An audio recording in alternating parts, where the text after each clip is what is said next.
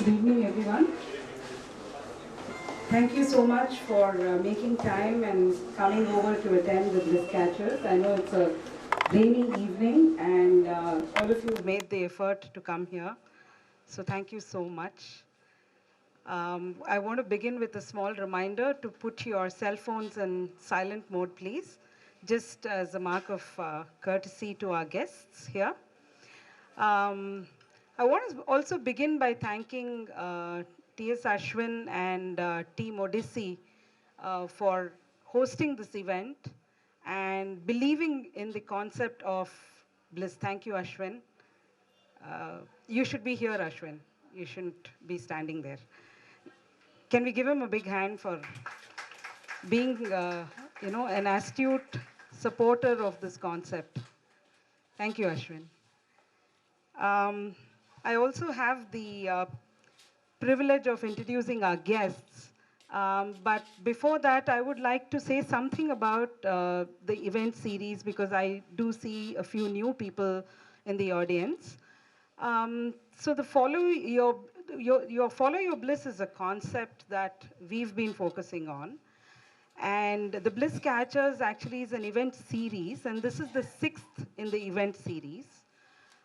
We're featuring people in the event who have followed their bliss in that sense, not bothered about kicking a regular job or a path that was, shown to them either by parents or, maybe a path that they chose initially and realized that that was not what they wanted to do, and they actually decided to take the, plunge and do what gives them joy. So a lot of people, do ask questions on bliss and, why, if everyone were to follow their bliss, then what would happen to the world? I think the world would be a happier place because thankfully I was telling somebody before the show started that bliss means different things to different people. So that's a beautiful thing, and thank God for that, or we would all be doing the same thing. So we have some wonderful guests here today, and it's my privilege to introduce them to you, Parvathi Nayar and G.Venket Ram. Um, Thank you. Parvati, I'll start with Parvati first. I'm sure I won't be able to do justice to putting all their work in a small introduction. Both Parvati and Venkat, please forgive me if I miss saying something. It's just because the work that they've done is so massive that sometimes, it's impossible to put it in a small introduction, but I'll try. Um, Parvati is a contemporary visual artist. Um, her work actually includes drawing, painting, video, and sculpture. And she's pioneered a form of art that is called drawn sculpture, which is basically three-dimensional sculpture forms, and also with drawings on them. I also know that Parvati is a writer, and Parvati writes poems, and some of her work is on display, and you might see that when you see her work, it's multidimensional. So she's the one who's pioneered that kind of an art form. So I think her work is all about exploring the relationship with the world, if I'm right. And, I think she has a sense of narration and, I think she's trying to convey something to the viewers, some kind of a personal experience and a journey. I think that's what your work tries to do.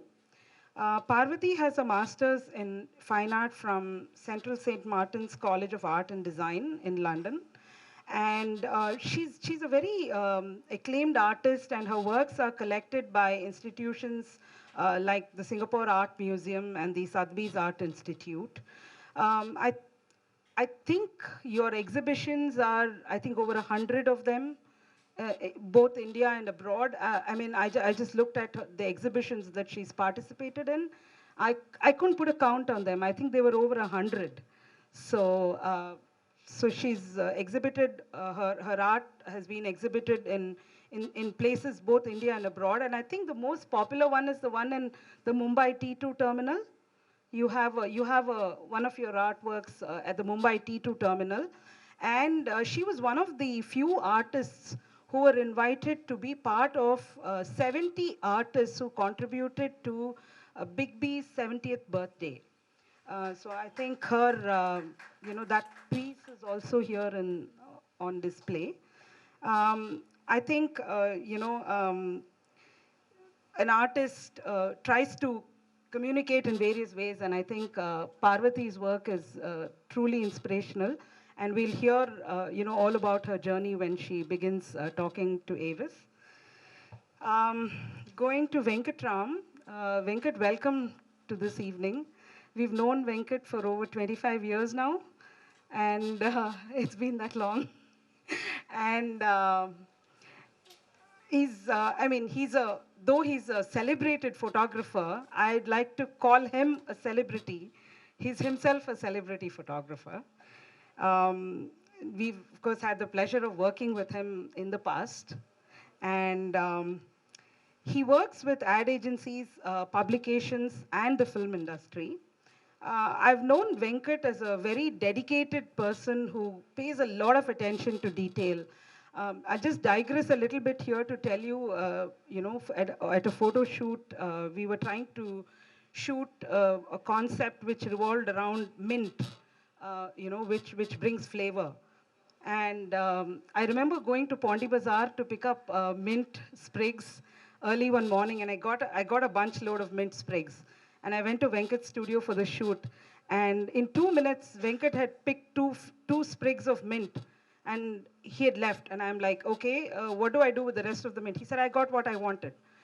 So he pays so much attention to each and every little thing that goes into the shoot. I see him as a very dedicated person. His art is I think his photography is almost like art, because he gives a lot.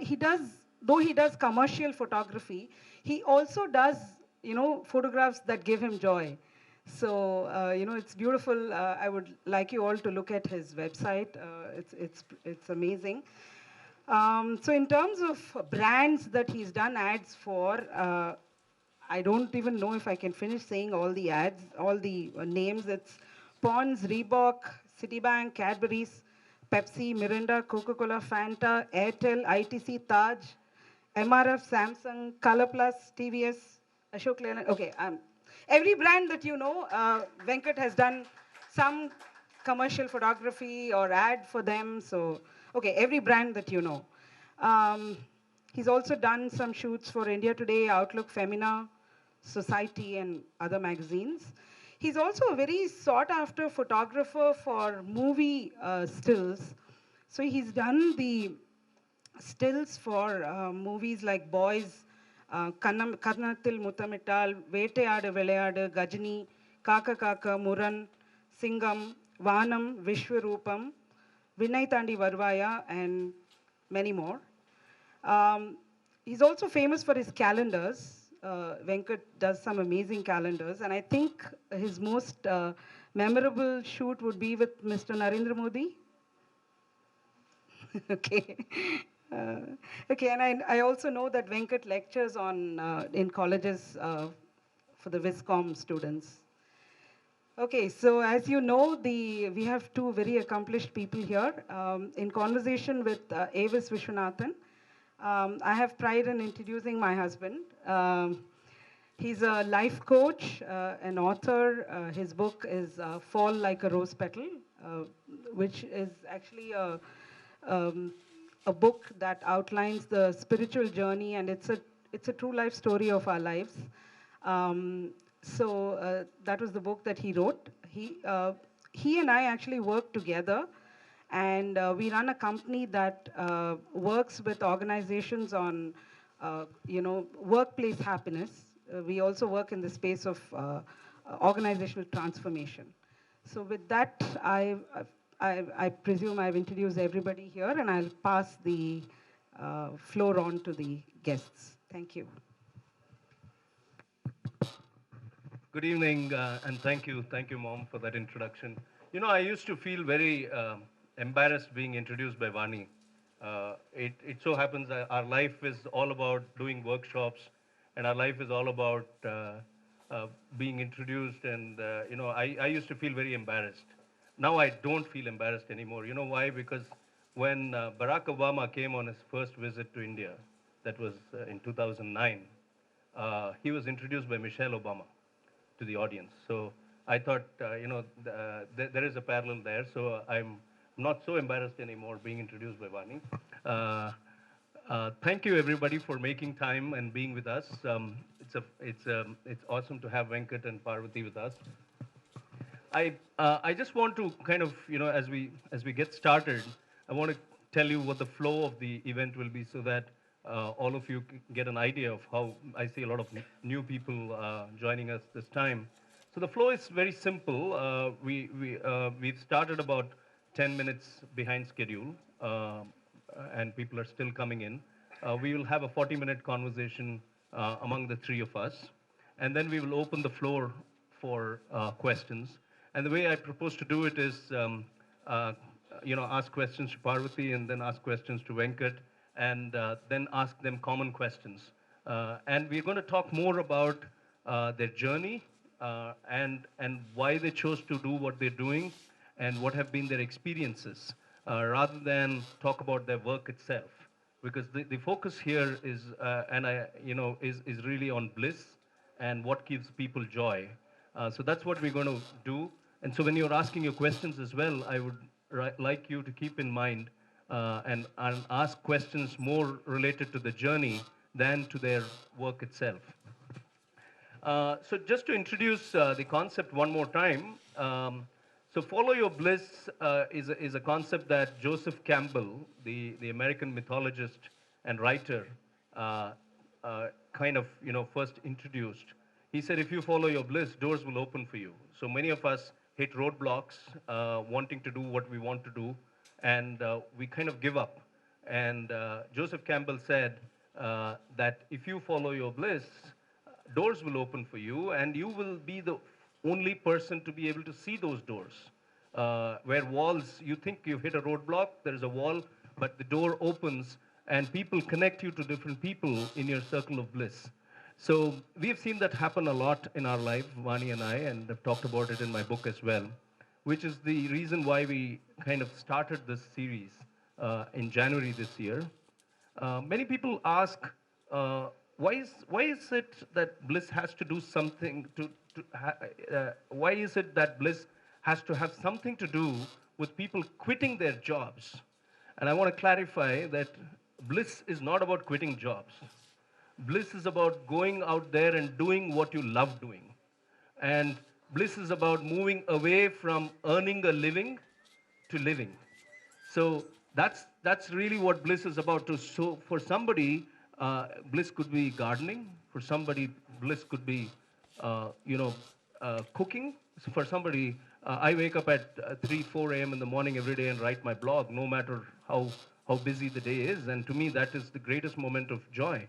For Venkat, it's being behind a camera and producing a work of art. For Parvati, it's about spaces and getting the whole spiritual perspective into her work. So she'll talk about it. So I think what we are trying to do in this series, however, is we're trying to tell people that if you are trapped in a job trying to make a living, and you want to go out there and do something that gives you complete joy, total bliss, then here are the inspirations for you.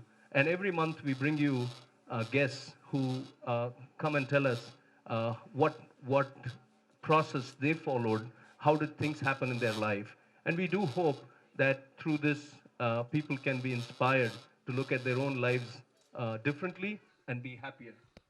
I picked up a quote this morning, so I'll use that to start my evening's conversation with both Parvati and Venkat. It's a very interesting quote by this American actor called Zachary Scott. Uh, he says, "As you grow older, you'll find that the only things you regret are the things that you didn't do. As you grow older, the only things that you will regret are the things that you didn't do. So that's really what the Bliss Catchers series is all about, and I thought I'll share that with you. So let's get on with the conversation here. Thank you, Parvathi and Venkat. Venkat, I'll start with the lady first. So, Parvathi, there is this story about you that you may have to turn that on. There's this story about you that I read on the net, that you actually, you know, had a tough time convincing your school principal that you were not going to do science. And although you were a topper at the school level, and you were not going to pursue science, and the principal was aghast. So can you tell us a little bit about that early stage? I think in your teens you must have been. It's not a time that people are very decisive in life normally in their teens. So how did that inspiration to follow art, a life in art? Did you even know what you were getting into? What were your sentiments at that time when you took that decision? Well, first of all, thank you for inviting me to be here and to share this evening with all of you, and thank you for your generosity in your time, letting us, both of us, talk to you and share our lives with you. I think, you know, it's the only thing I've ever wanted to be, is to be an artist. And I think perhaps in large part that's because my mother was an artist, and, you know, growing up, you know, along with wanting to try my mother's lipstick and makeup, I also wanted to play with the paints and the charcoal sticks and the paper that there was at home. And there was a certain natural ability, I suppose, and a certain pleasure principle in being able to draw and paint and create things. And it just seemed to me that that's what I wanted to do with my life. You know, I really didn't want to be an astronaut or a doctor or a teacher or, you know, anything. I wanted to be an artist. So what I defined as being an artist in that time was this desire to draw and paint, to create. It wasn't thinking through the idea of a career in art or what money I could make or what it could bring. I just knew that this was my vocation in life, and as it turned out, there were many, you know, it didn't turn out to be, and perhaps it never will be, a linear path. You know, you go circles, you know, you go around and you come back to the same thing but in a different way. So I was a good student, and, you know, in the 10th standard I was a state ranker, and this was very exciting for the school, and the principal was sort of, you know, kind of planning, I think, my career ahead in science to be an engineer or a doctor or whatever. And then she sort of talked to me and said, right, now you're going to do this. And I said, no, I'm actually going to be an artist. And she thought I had completely lost my mind. And she called my parents and said, you've got to talk to your daughter and tell her that, you know, I mean, she's a state ranker. She's second in the state of Tamil Nadu. She's got, you know, great prospects ahead of her. And they said, my parents very sweetly said, no, well, no, she can be whatever she wants to be, which I don't think pleased the principal at all. So, yeah, I guess that's how it happened. That's how it sort of, that was sort of like a baby step in the direction that I would choose in my life. So one thing is very important. I think you had the right support from your parents. They didn't go the principal's way and, you know, think that way. So I think that really